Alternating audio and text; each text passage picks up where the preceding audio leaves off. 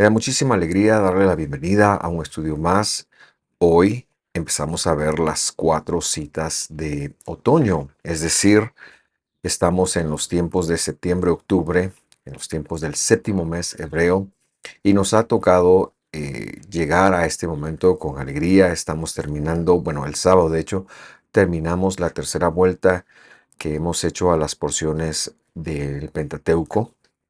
Y estamos con mucha alegría, pero hoy, miércoles 2 de octubre, perdón, de octubre, nos ha llegado una fecha bíblica, nos ha llegado una cita bíblica y es Yom Teruah y queremos darle en primer lugar la más cordial de las bienvenidas. Estamos muy, como decía, muy contentos de poder expresarnos una vez más y es que estas citas, estos tiempos, los tiempos bíblicos que no pertenecen, lo diré más de una vez, pero no pertenecen a una etnia, no son fiestas de ninguna religión, sino son tiempos de Dios.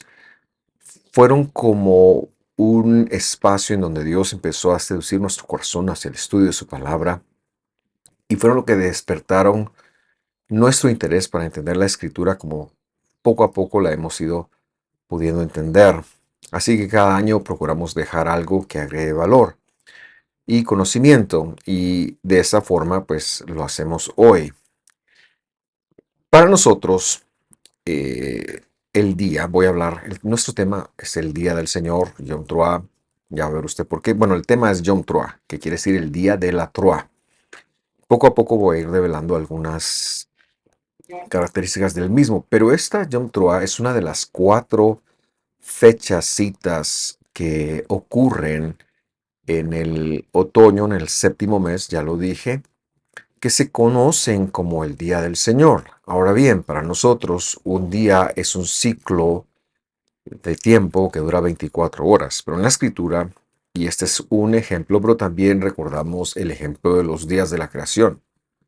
Los días de la creación no fueron días de 24 horas, porque en primer lugar, el sol y la luna que marcan esos tiempos no se crearon sino hasta en el cuarto de estos días, pero también por el tiempo que esto implicaba. De la misma forma, el día del Señor en los profetas se llegó a conocer o se empezó a conocer en el segundo templo y luego son los apóstoles del Mesías que toman este concepto y lo explican mejor. Se llegó a conocer como el día del Señor, el día grande y temible y el día en el cual Él iba a regresar. En el capítulo 23 de Levítico nosotros vemos, para ya adentrarnos en nuestro tema, que Dios va a elegir tiempos, va a legislar tiempos. A estos tiempos él les llamó Moadim. Moad, Moed, perdón, que es la palabra singular, significa cita, significa un espacio de tiempo dedicado a algo. Algunas de estas también reciben el nombre de fiestas, pero no son todas las que reciben el nombre de fiestas. De hecho, Yom Teruah, la que nos ocupa hoy, no recibe el nombre de fiesta, sino es una cita divina que ocurre en el primer día del séptimo mes. Pero cuando esto da inicio en la escritura y volviendo al contexto del capítulo 23, Dios empieza a legislar cuáles son los tiempos que debemos nosotros dedicarle a Él. Ya veremos cómo es que lo pone la escritura. Y en estos tres tiempos vemos eh, que se encuentran tres en primer lugar y luego estos están conectados en sí mismos. Luego hay un espacio de tiempo que nos lanza hasta el séptimo mes, que son las del Día del Señor. Pero en primer lugar, las tres primeras son Pesaj, que quiere decir salto, dar un salto, porque Dios brincó para no pasar sobre las casas de los hijos de Israel o de todo aquel que hubiera puesto un poco de sangre en los dinteles de su puerta. Nosotros conocemos esto como Pascua, es la primera cita que se menciona. La segunda cita que se menciona es la de Bikurim. Se ha traducido esto como primicias y está relacionado con la cuenta de 50 días, vale la redundancia, que se hace justo después del primer Shabbat y que termina en Shavuot, que es el tercero, la tercera de las citas, que significa Pentecostés. Estas tres tienen una conexión importante y podemos fácilmente ver la obra del Mesías que él realizó en su primer venida. Es decir, en primer lugar, pues él fue el sacrificio de la Pascua para nosotros, que ha perdonado nuestros pecados. Él nos está dirigiendo en el mundo, esto significa la cuenta del hombre. Y en tercer lugar, también cuando hablamos de Pentecostés, hablamos de que Él ha puesto su espíritu en nosotros y todo esto se vivió y está muy claro. Pero estos tres, entonces, como hemos dicho, tienen una conexión con el Señor porque Él es el pan del cielo que descendió para darnos vida. Ahora bien, ¿cuál es la primera vez que la Escritura habla de Pascua o Pesaj? Esto lo encontramos en el 12:11 y aquí queremos resolver algo que ya dijimos, pero que lo queremos leer porque queremos ver de qué se tratan los tiempos o las citas del Señor. Dice el versículo 11, y así habéis de comerlo. Está hablando de Pascua, está hablando del cabrito, está hablando de la oveja que se sacrificaba para esa fecha. Ceñid vuestros lomos y vuestros zapatos en vuestros pies y vuestro bordón en vuestra mano y lo comeréis apresuradamente. Esta es la Pascua para el Señor. Lo que quiero que usted vea es que el tiempo es para el Señor.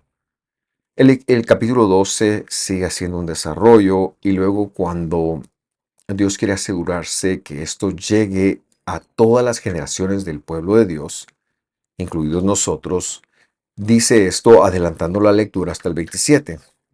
Ustedes dirán, a los que enseñan, en este caso a nuestros hijos, este es el sacrificio de Pascua, de Pesaj, para el Señor. Lo que quiero que usted vea es que es un asunto que es para el Señor, no es de una religión, sino es algo que Él se reservó para Él, el cual saltó las casas de los hijos de Israel en Egipto, cuando hirió a los egipcios y libró nuestras casas. Entonces el pueblo reaccionó inclinándose y adorándose. Vemos entonces que no podemos pensar en que tiempos legislados en la Biblia sean de alguna cultura. Hay dos tiempos bíblicos que no necesariamente son del Señor y que sí son de una etnia. Nos referimos a la etnia judía. El primero de estos dos es Purim. Es un tiempo bíblico y conmemora la victoria del el pueblo judío sobre Amán y sus enemigos. Y la segunda es Hanukkah, y esta aparece en el Evangelio como la fiesta de las lumbreras, me parece, o de las luces, y recuerda o conmemora la victoria del pueblo judío sobre, representado por los macabeos, sobre los griegos en el siglo II antes de la venida del Mesías. Pero todas las demás, Dios ha agregado una connotación de que son tiempos de Él, y como pueblo de Dios, nosotros nos debemos más a Dios que la opinión de cualquier persona. Por eso es que Levítico 23, verso 1, señala lo siguiente.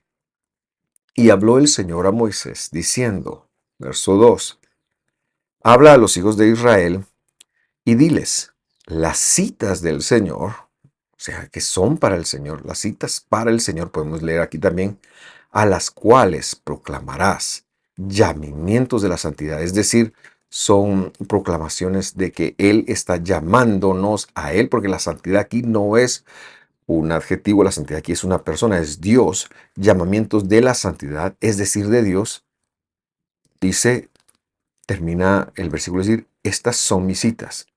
Y así de enfático empieza el versículo 1 para que no nos quede la menor duda de que estos tiempos son de Dios. No podemos asignárselas a un pueblo, no son citas, no son las fiestas judías. Esto hemos de ser muy empáticos, son tiempos o citas en las cuales Dios espera que se le atienda, que se le dedique uno a Él. Por eso ha dicho para el Señor.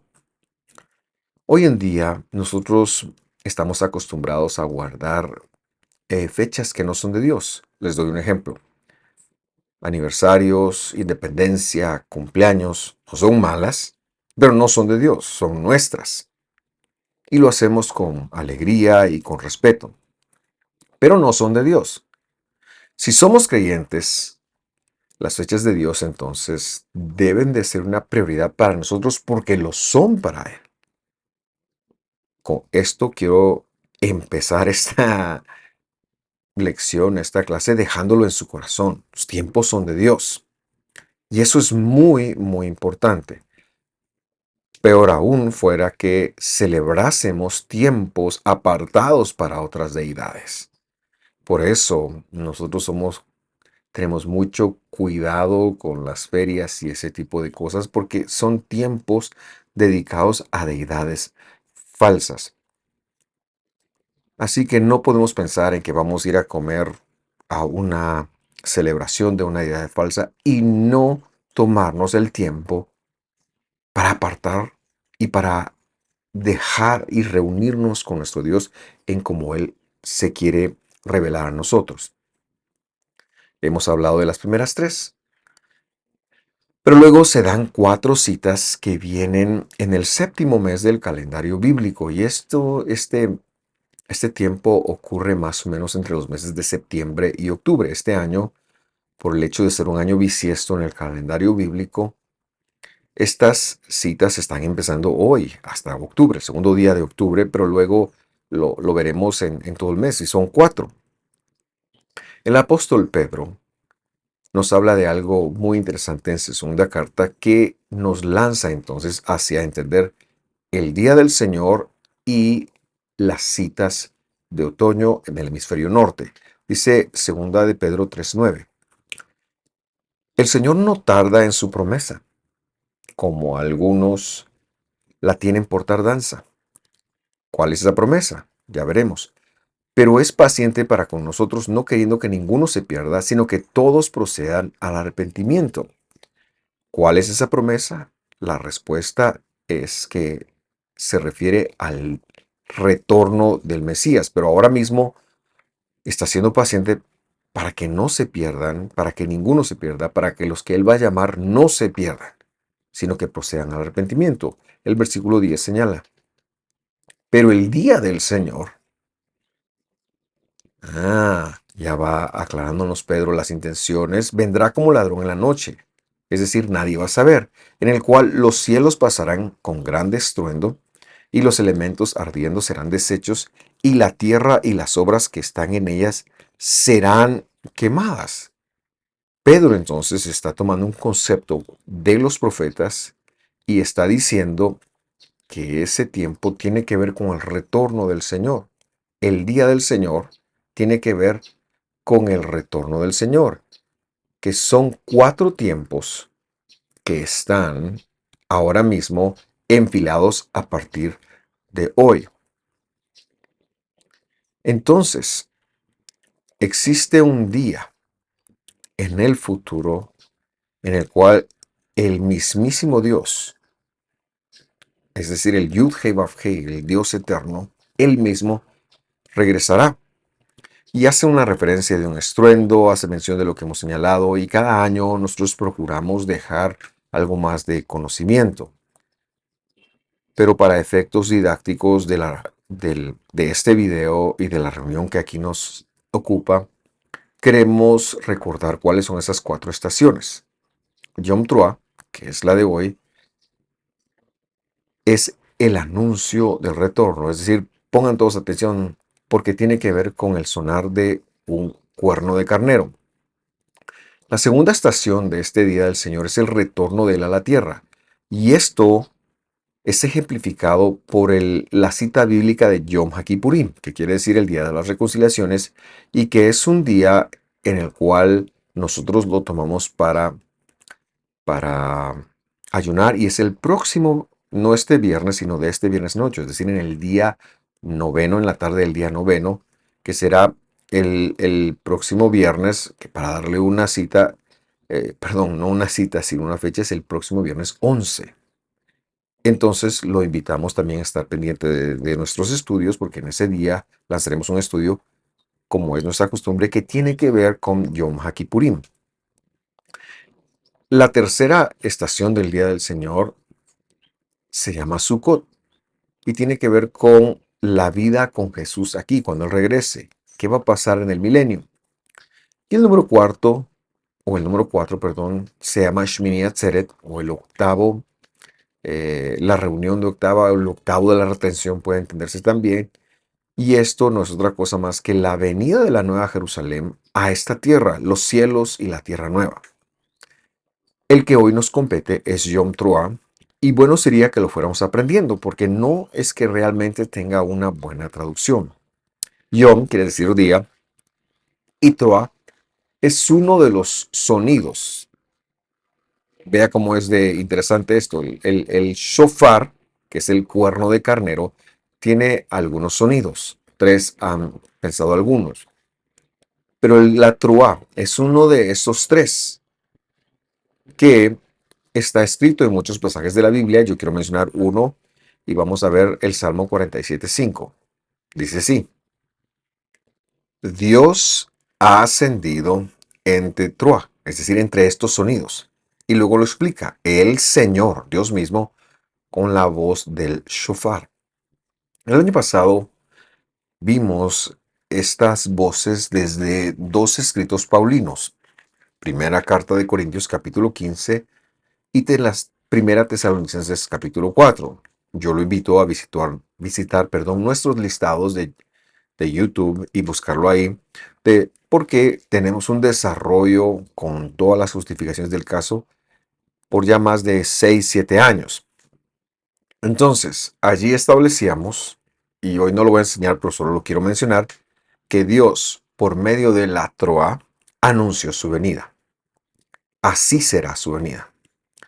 Las citas de otoño entonces son proféticas y la venida del Mesías es un parteaguas porque él vino a hacer repleta su palabra. Es un parteaguas en función de cómo se las veía. Para los que venían antes del Mesías era un tiempo de llamado a la reflexión para que en el día de las reconciliaciones, 10 días después, Dios les perdonara. Pero es que a nosotros ya nos perdonó. Por lo tanto, para nosotros hoy, y este es el parteaguas, el día de la Troa, Yom Teruah, Troa, como se debe decir, representa el anuncio del regreso de Él. De esto nos empieza a hablar. Ahora bien, también es necesario entender que este día en el calendario bíblico es un día muy importante porque, y a pesar de que era el séptimo mes, pero por mandato divino, Dios mandaba a contar los años a partir del séptimo mes. No es como nosotros que los empezamos a contar a partir del primer mes, que es enero. No, en el séptimo mes empezaban a contar los años debido al descanso de la tierra, los ciclos de cada 7 años y debido al jubileo. Por eso es que en el judaísmo medieval esto se llegó a conocer como el Rosh Hashanah.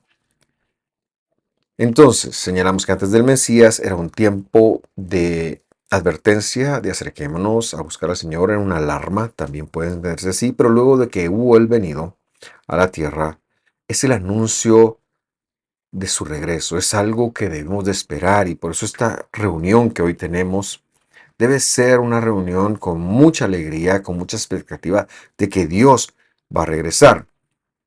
Así está anunciado en Primera de Corintios capítulo 15, 51 que quiero leamos. He aquí, os digo un misterio. Todos ciertamente resucitaremos, mas no todos seremos transformados, dice.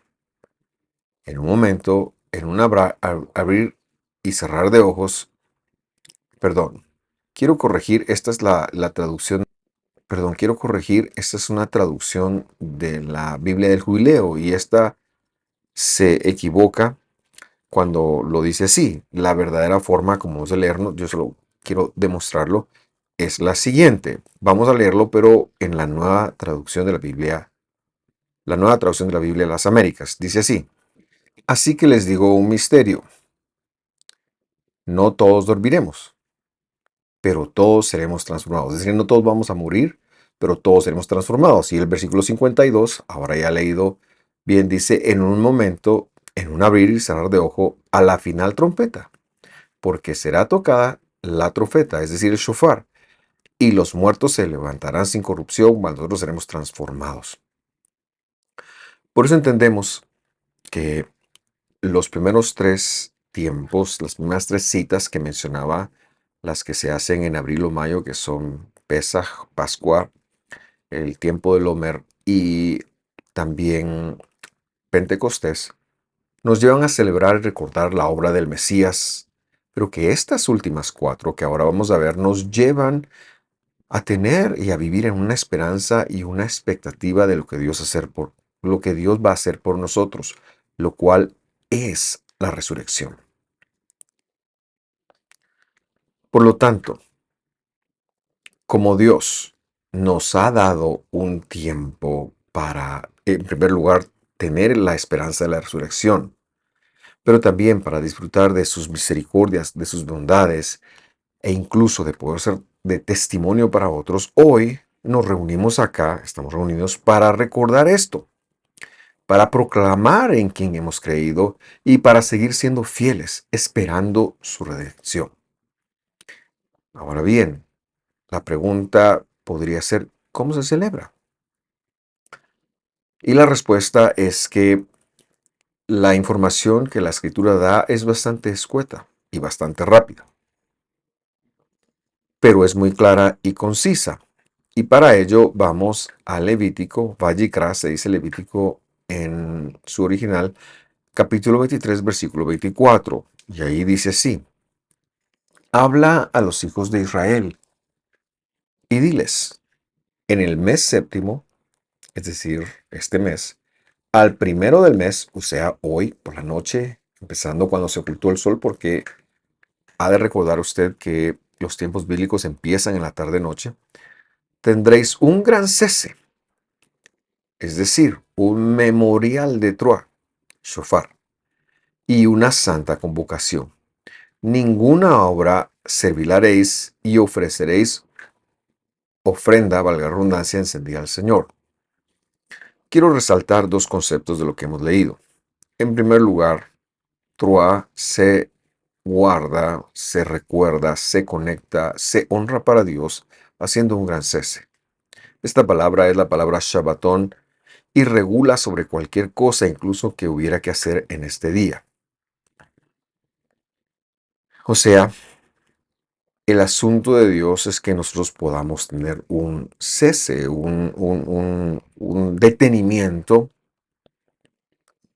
y reflexionar y pensar en la esperanza que viene en un futuro. Y esa es la primera invitación que yo les hago a ustedes. Pero esta invitación incluye un segundo aspecto, que es el que quiero dejar en su corazón.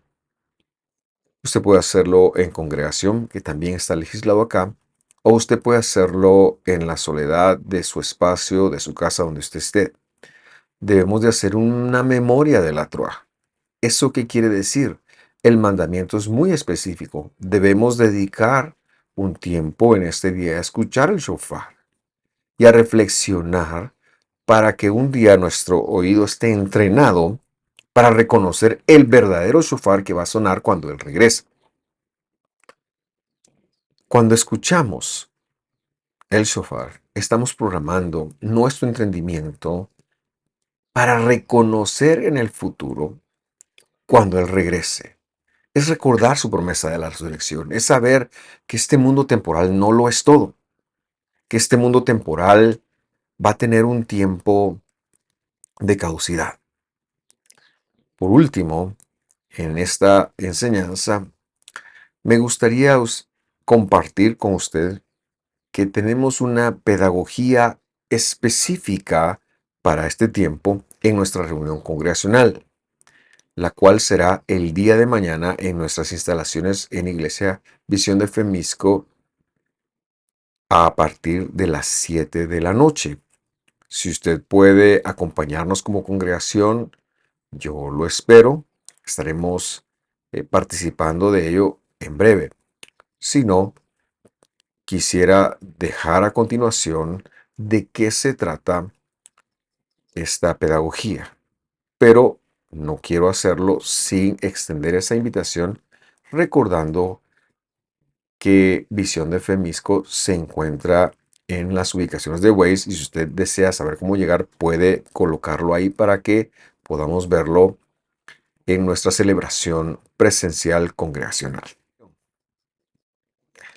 Lo primero que queremos hacer en el sentido de cuál es la pedagogía que puede usted guardar en casa y el hecho de que en nuestros otros anuncios hemos colocado cuáles eran los ingredientes.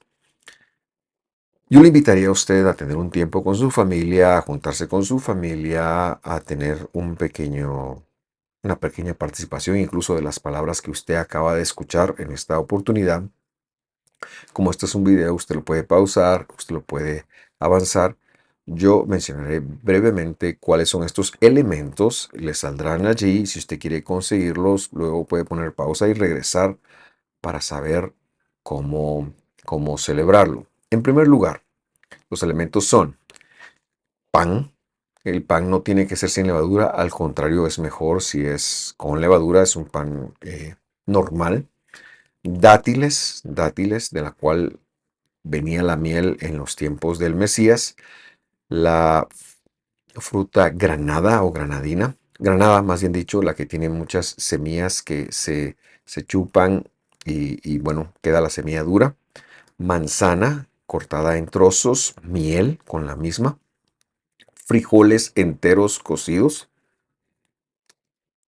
em, calabaza o huicoy, le decimos nosotros aquí en Guatemala, puerro, acelga y un poco de carne de cabeza de pescado. Ahora bien, vamos a ver qué es lo que representa entonces cada elemento y usted puede hacer una pausa, bendecir a sus hijos, bendecir a su familia, orar, meditar en esto. El pan. El pan representa la obra del Mesías en todas las cosas. Pues en Juan 6:35 nos dice que Él es el pan de vida que descendió para darnos vida eterna. Y toda la escritura, las citas, todo lo que usted se puede imaginar, todo tiene que ver con Él. Entonces, Él es nuestro punto de partida. En segundo lugar, se toman los dátiles. Porque el nombre de los dátiles en hebreo viene de exterminar y la idea es de que nuestros opresores que nos retan en contra de su palabra sean exterminados. Y en este sentido, nosotros nos referimos a los enemigos en nuestra mente, no nos referimos a personas, sino a los pensamientos que nos oprimen, que sean exterminados para que este año que venga nuestros pensamientos puedan enfocarse en la palabra de Dios. Después toca el turno de la granada. La granada es una fruta que tiene varias semillas. Algunos han estimado que tiene cerca de 613, los cuales representan el número de competencias del Señor. Y a su vez esto tiene muchos procedimientos.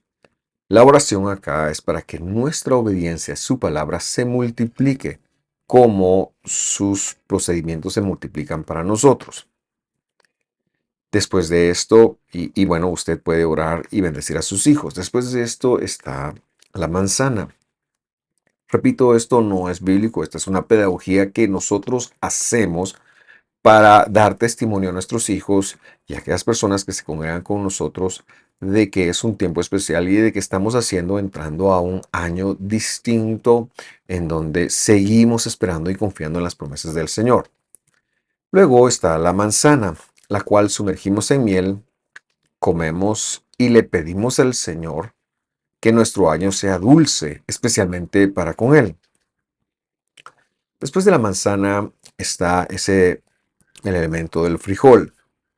El frijol es una semilla que se multiplica rápidamente y que los frijolitos salen bastante. Y lo que queremos hacer con esto es que nuestra obediencia a su palabra se multiplique, que podamos aprender a ser obedientes, porque en nuestra obediencia, es decir, en escuchar su palabra y actuar su palabra, nosotros vamos a ver el respaldo de nuestro buen Dios. La calabaza o el huicoy es el siguiente ingrediente. Y este viene de la palabra quebrantar o romper. Y lo que queremos orar por nuestras familias es que este tiempo, que hoy sean rotos todos los decretos adversos para nuestra vida. Aquellos que duelen, que hemos venido arrastrando por no tener un arrepentimiento genuino delante del Mesías. El puerro. El puerro sería el siguiente elemento y el puerro viene del verbo destruir. Y es lo que deseamos para las tinieblas, que las tinieblas en nuestra vida sean completamente destruidas, que el enemigo no tenga poder sobre nosotros, que nosotros podamos no ceder en este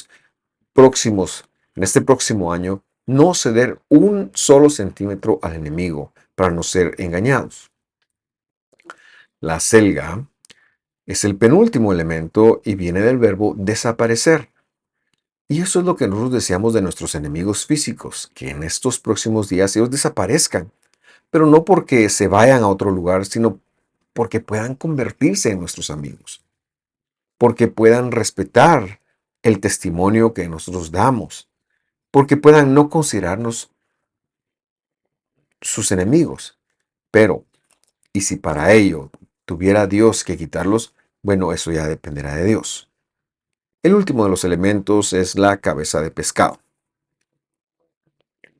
Y la idea con esto, cuando la comemos, es que en todo, en todo lo que hacemos, en cada una de nuestras actividades, Dios nos haga cabeza y no cola.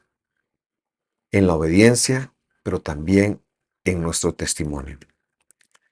Hemos llegado entonces al final de nuestro estudio. Hoy incluimos un poquito los elementos para que usted pueda guardarlo o hacerlo si así lo deseara en casa. Repito, el día de mañana estaremos haciéndolo todos juntos. Esperamos poder contar con su presencia. Gracias por sintonizar. Nos vemos la próxima semana.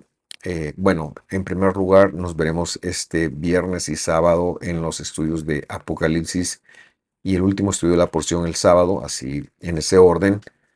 La próxima semana no tendremos el viernes estudio de Apocalipsis, sino que tendremos un estudio de Yom HaKippurim. Así que yo le invito, el sábado no tendremos estudio para poder estar en el ayuno completo, pero al terminar el ayuno más o menos a las 4, al terminar el día el sábado a las 4:30, nos reuniremos para estudiar, para orar, para tener un momento congregacional y quisiéramos contar con su presencia. Gracias por sintonizar. Que este año sea un año dulce, de muchas bendiciones para usted. Que este Yom Teruah pudiéramos nosotros hacer un retorno a las promesas del Señor sabiendo que su venida, sin importar cuánto tiempo tarde, es inminente. Es decir, Él va a venir sí o sí. Gracias por sintonizar. Nos vemos la próxima. Hasta pronto.